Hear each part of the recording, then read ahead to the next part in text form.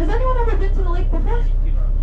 No? No. Awesome. Okay, welcome. And welcome aboard the Minnewanka 2, the vessel we are on right now. My name's Quinn, and I have the pleasure of being your tour guide today. But to my left, you might have noticed the boat can't drive itself. We have a very special lady. We have the wonderful, the talented, the skills, the capable, the beautiful, the razzling, the dazzling. Should I keep going? Captain Gina, let's hear it for her. I like to embarrass her. But we want to make sure she's feeling good. She's in charge of our safety today. So let's go over a quick safety briefing so you all know what to do in the case of emergency. Under all of your seats, you will find these. These are life vests. No need to worry about a front or a back. They're completely reversible. To put them on, what you want to do, shove your head through here. Tie a nice little bow under your chin with these small straps. These long ones on the bottom, pull them down. They crisscross around your back and tie up in the front just above your belly button. If you're under 90 pounds or 40 kilograms, I do keep those smaller life vests located up in the front hatch here, and I'll distribute those if need be. For my very, very small friends on board, what you want to do, just put your adult life vest on and then hold the baby just on the outside. Awesome. But if we are using our life vests, I think it's safe to assume we want to exit the boat. So emergency exits, the most obvious one being the back door you all entered on today. All of the windows to your sides, as well as the front hatch behind me here. Climb through there and climb up on the bow. But if we are using those emergency exits, I don't think any of you want to go jumping out into this freezing cold water, 2 degrees Celsius. Do I have any Americans on board?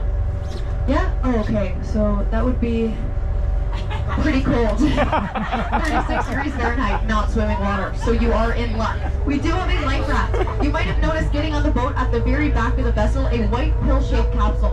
That is our life raft. Total capacity, 45 people. Total capacity of this boat, 45 people. So that really means no excuse to go shoving your wife or your husband out of the way trying to fight for a spot on that raft. There's plenty of room for all of us. Feeling good, feeling safe, everyone? Amazing, good to hear. Okay. In the spirit of reconciliation, I also now want to take the time to acknowledge the fact that we all live, work, and play on the traditional territories of the Stoney Nakoda, the Blackfoot Confederacy, the Tsuut'ina, part of the Dene people, the Region 3 Métis Nation, as well as everyone and anyone who makes their home here in the Treaty 7 region of southern Alberta. So it's just nice to keep that in mind as we head down the lake today. But you are probably all wondering, oh god, I'm stuck in a boat now. Oh, what did I just get myself into? Well, let me tell you, you are all aboard the Classic Cruise today, meaning we're going to be on here for about an hour. Don't worry, I don't talk for the full hour. Captain Gina here, oh, you're thankful about that one. Captain Gina, she's going to drive us about 12 kilometers down the lake. The total size of Lake Minnewanka right now, about 22 kilometers long. So we're not going to make it all the way to the very end in our hour-long tour, so that's our halfway point. On the way out to our halfway point, I am going to talk majority of the time, sorry. I'm going to do some storytelling, telling you some facts about the lake, diving into the deep human history of the Minnewanka Valley, answering any questions that you want an answer to. Once we get out to our halfway point, we're going to stop there, float for about 5-10 minutes, turn the engines off, do a little activity, a little moment of silence, and then we're going to make our way back to the docks, where at that time I am going to take the mic off for majority of it, and let you all enjoy the beautiful views we have here without the annoying sound of my voice in your ears. But speaking of beautiful views, you might have noticed there is a back deck. That's open to all of you at any part of the tour. You can head out whenever you'd like. I just have 2 housekeeping rules for the back deck. First rule, maximum 8 people back there, just so we don't get too back heavy, stability reasons of the boat. Second rule, when the engines are on, when you're coming in and out, if you could just shut the door behind you, just so we don't get any diesel fumes getting sucked up into the cabin, or else we'll make for a pretty smelly ride. If you are trying to go out there to escape the sound of my voice, the speakers work very well back there. How's the volume for you folks in the back there? Is that still okay? I'm not yelling at you. You want it up a little bit? It's good? Awesome. All right, so this is an interpretive tour, and what that means is I want to talk about whatever you folks want to know. Did anyone come to the lake today with any burning questions you just absolutely have to know the answer to right away? Anything at all? How deep is it? How deep is it? Great question. I guess we'll cover all of the dimensions of the lake right now. I don't know if any of you know this, but you are currently traveling on Banff National Park's largest, longest, and deepest lake. So I did say, total size right now in length is about 22 kilometers long.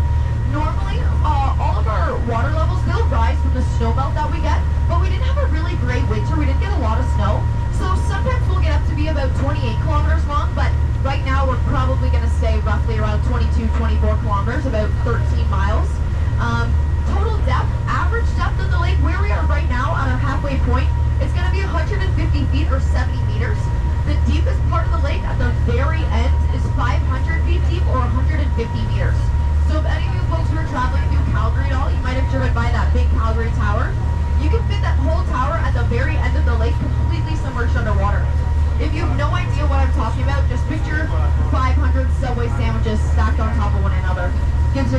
idea of what we're floating on.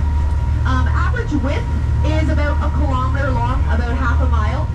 Back at the docks there's kind of a rocky peninsula that we passed. From that rocky peninsula and back, that's about 2 kilometers wide. That's our widest point. If any of you folks are going to Lake Louise or heading on traveling there, you can fit all of Lake Louise just past that rocky point back at the docks there. You can fit 11 Lake Louises in Lake Minnewanka. Banff National Park's largest, longest, deepest lake. Yeah, good question. Any other questions? Anything at all? Could be about the lake, Banff National Park. You're good for now, just eager to learn. Oh, we got one. Awesome.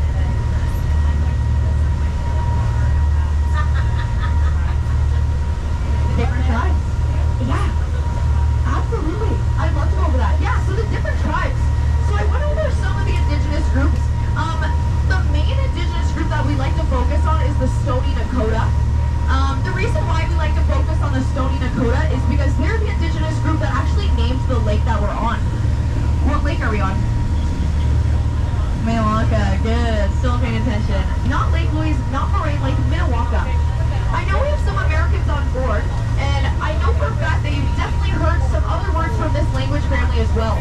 So Minnewanka is derived from the Greater Sioux language. In America, you folks have the Dakota, the Lakota. Here we have the Nakota tribes. To give you a better idea of what these words mean, what U.S. state sounds very similar to Minnewanka? Minnesota? Minnesota, yeah. Anyone from Minnesota by chance? No? Okay, bonus points. I'm going to pick on you anyway. Does anyone know the state slogan of Minnesota? It's written on their license plate.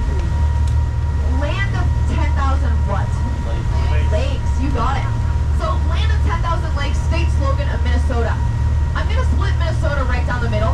Minna can be translated to water. Soda can be translated to many. Many waters, land of 10,000 lakes, a little bit of a play on words. And again, all derived from that Greater Sioux language, S-I-O-U-X.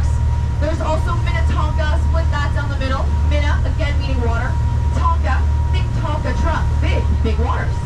And now we can circle right back to Minnewanka, split it down the middle. Minna, again meaning water. Wonka? Chocolate factory? No, of course not. Still seeing who's paying attention. Bit of a tougher guess. Can be loosely translated to spirits or spirited.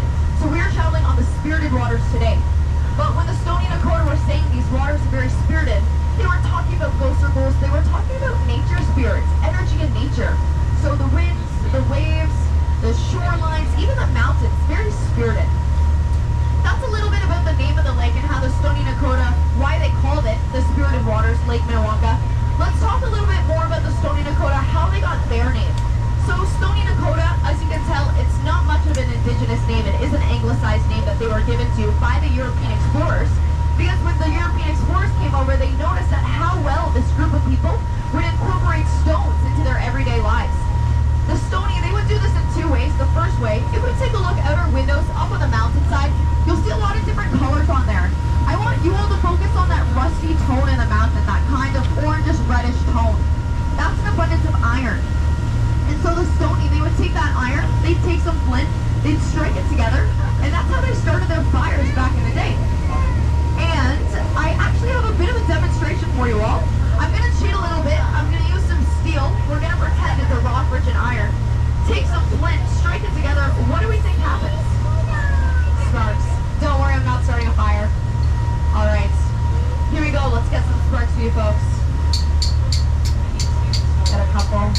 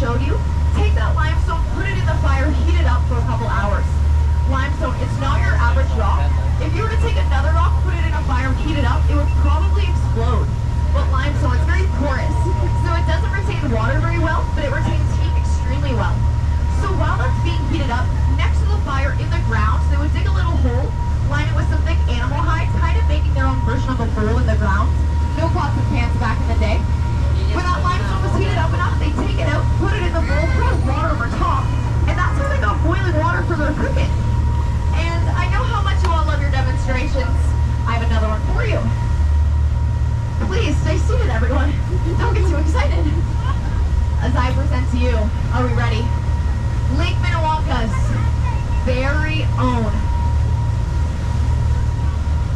rock. Not just any rock. Limestone. Not the demonstration though. Like I said, take that limestone, heat it up, put it in your bowl, pour water over top. And I'm gonna see what I can get for you folks today. Ooh, a little bit cooler now. If you take a look at the top of that rock, it's already completely dried up.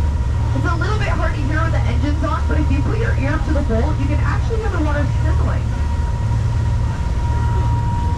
So the Stonies, they would use this boiling water for lots of stuff. They would use it to make some soup, make some stews. Another fun thing they would use it for was to make a special tea. Do we happen to have any Albertans on board by chance? Any local Albertans? No, I don't get to pick on anyone today. So if we take a look at the right side of the boat here, this is our south shore. You'll see kind of one main species of tree there. That's the lodgepole pine tree. That's Alberta's provincial tree. Cool thing about those pine trees, one handful of their pine needles is the equivalent to 3 to 4 oranges worth of vitamin C. So when the European explorers came over, they also brought the pirates disease with them, scurvy, that lack of vitamin C. So the Stony, they would take those pine needles, boil it up, make a tea, give it to the Europeans, and all of a sudden their symptoms were cured. They felt so much better. So they gave them the name Stony, people who cook with stones. However, in their greater Sioux language, the Stony would call themselves the Iapkabi or the Iyahi Nakota, loosely translating to friends or people of the mountains. That's a little bit about the main group that we focus on here, the Stony Nakota, as they share with us all of their knowledge. We actually work with some of them, and they'll come down, they'll present to us all of their information, give us some of the words in their languages, tell us all about their history. So that's why we like to focus on them a lot, because they give us this knowledge that we can share. Another indigenous group is way, way back. We're going to rewind back in time to about 13,000 years ago. The reason why we want to rewind all the way back to 13,000 years ago is because on our north shore here, the left side of the boat, there was a couple archaeological digs that were done here. And one of the oldest archaeological dig sites was done kind of closer to the docks there. And they found remnants of some of the earliest inhabitants of North America who lived on these shores here at Lake Minnewanka 13,000 years ago. And they were known as the Clovis people. Has anyone heard of the Clovis people before? That's okay. Oh, we got one there. Awesome. Well, let's wait a book a tour. Quinn, tell us about the Clovis people. So, how do we know? What they found in that archaeological dig were a bunch of these. Any ideas what these are? A little bit bigger than an arrowhead. Nice. Spearhead. Clovis Point spearhead. They found about 115 Clovis Point spearheads over on our north shore here in that archaeological dig that was done by the University of Calgary. The reason why we know that they are specific to the Clovis people is because they're known for their fluted edges. They were originally found in Clovis, New Mexico as well, for any of my Americans on board if you've heard of that. Again, like I said, very creative with their naming process. We found this in Clovis, New Mexico, and let's name them the Clovis people. However, we are in a national park, and what that means is we can't extract anything from the national park if it's older than 25 years. 13,000 years ago, I think it's safe to assume a bit older than 25. So when scientists did the archaeological dig, they wanted to put these in museums all over the world. But like I just said, we can't do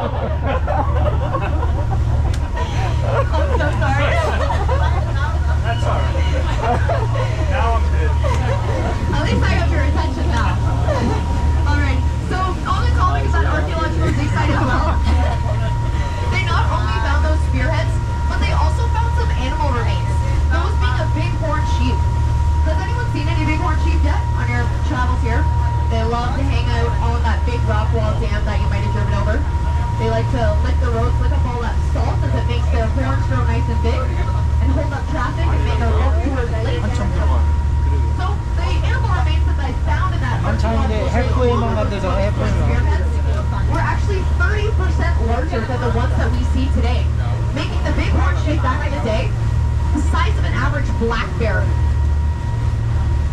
Now, I don't know about any of you, but personally, I don't think I would be too confident using just my little spearhead for hunting and my raw arm string. Let's be real, not much going on here. So the Clovis people also not too confident, so they invented the weapon called the addle-addle.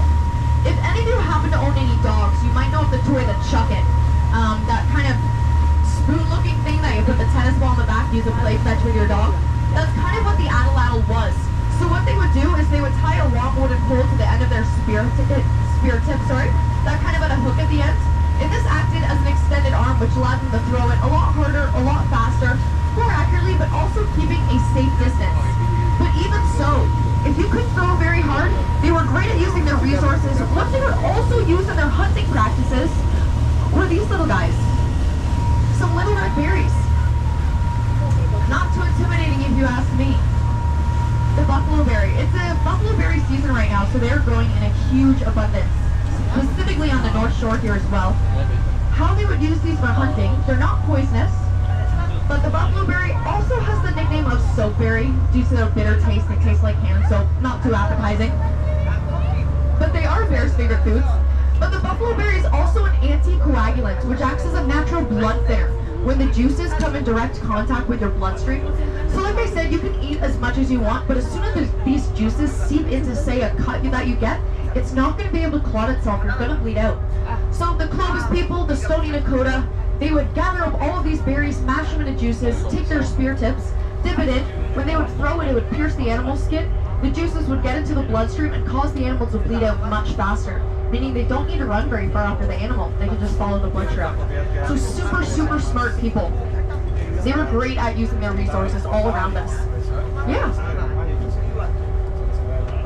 However, the Stony Dakota, I kind of mentioned how they call these waters spirited waters. The Stony Dakota, they don't like to focus on naming things just as the way they are. They like to use it as descriptive names.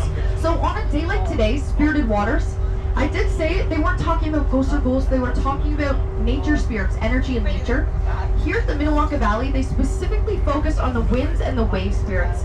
And that's because the valley here, it's not very common. It faces east to west. Most valleys in the Rockies face north to south. There's only about 5 that are east to west facing. So when a glacier came all those years ago, it carved its way through here, and it kind of cut down there and shot out to the left. And the reason why that's so uncommon is because we're the eastmost valley. So there's something called the Devil's Gap over there.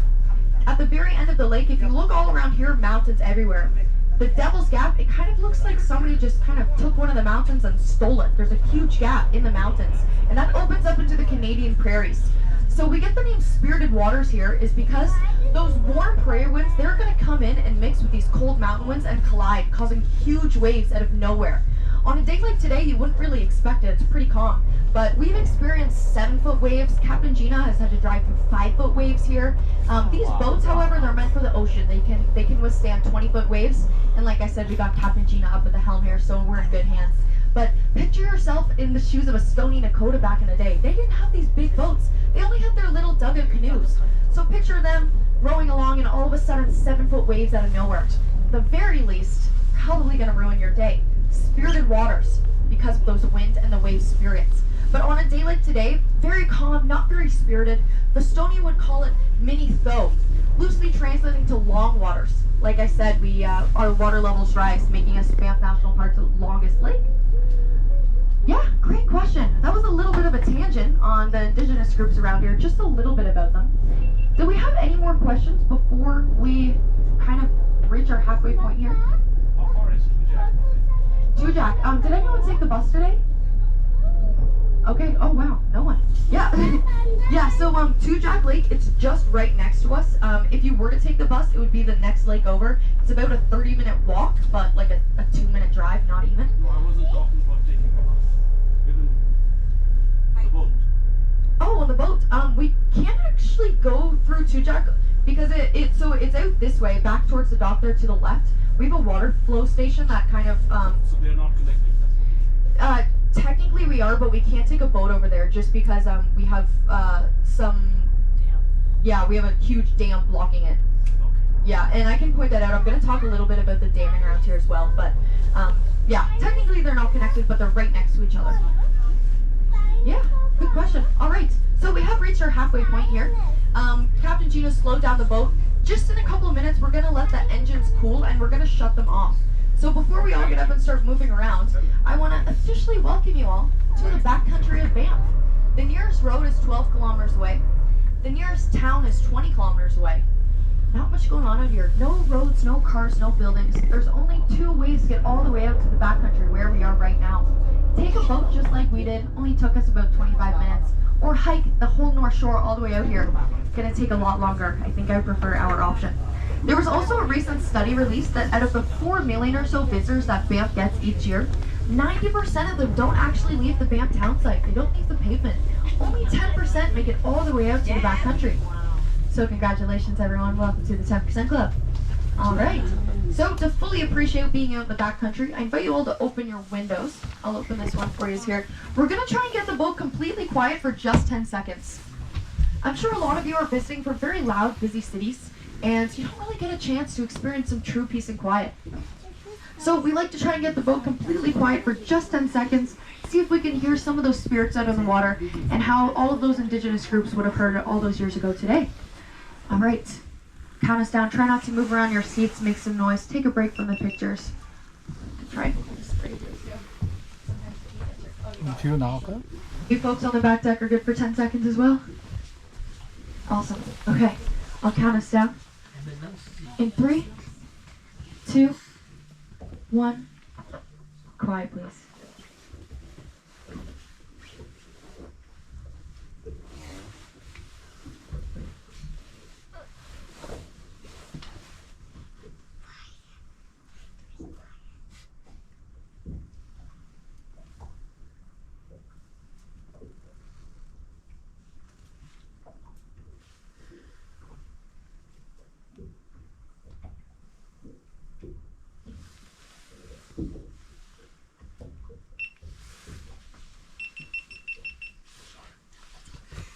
That's our cue.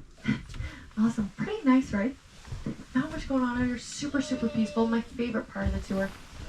Awesome. Okay, so this is our halfway point. We're going to hang out here 5-10 minutes. This is your free time. Head out on the back deck. Again, 8 people back there. Make sure you're rotating through. But now that the engines are off, we can leave the door open. If you have any questions, let me or Captain Jean know. But thanks for listening so far, everyone, and enjoy the views. I've come to see the baby.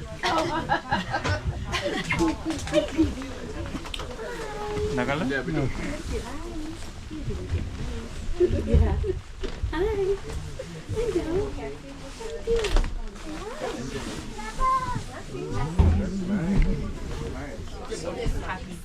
What kids is color? The one. Yeah, great question. So, I said these mounds are made up of about 80% limestone. There's a mineral in it called calcite. Looks like this. Oh, okay. When this is grinded up, it turns into rock flour. And the rock flour, it's gonna sit. Y'all had to get me back, right? That's good. The rock flour, it's gonna sit on the surface level of the water, and when the sun refracts off it, it's gonna bring out that blue-green color, kind of acting like an optical illusion. Lake Louise, have you guys been out there yet? Or are you planning on heading out there? Yeah. Yeah, you'll notice when you go, there's a lot more blue over there, and that's because they have an active glacier. So that glacier is constantly grinding up all those rocks into rock flour, so it's like putting more and more rock flour into the lake. This is all the rock flour that we have. Yeah, so it's just rock flour. It's kind of an optical illusion. If you were to scoop the water up here, it would look clear. But over at Lake Louise, if you were to scoop it up, it was pretty melty. That's because they have such a concentrated of all that rock.